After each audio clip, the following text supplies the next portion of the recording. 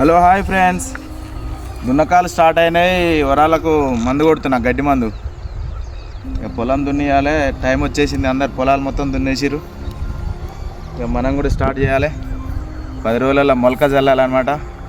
చల్లేసి హైదరాబాద్కి వెళ్ళిపోవాలి. 3 రోజులు అవుతుంది వచ్చి. పొలం దున్నిద్దామని వచ్చిన, రోటవేటర్ రేపించి గడ్డి మందు కొడుతున్నాను అనమాట. తర్వాత మొత్తం వరాలకు గడ్డి ఎక్కువ పెరుగుతుంది కదా, గడ్డి మందు కొడుతున్నా ఫ్రెండ్స్. నా కష్టం చూడండి ఫ్రెండ్స్.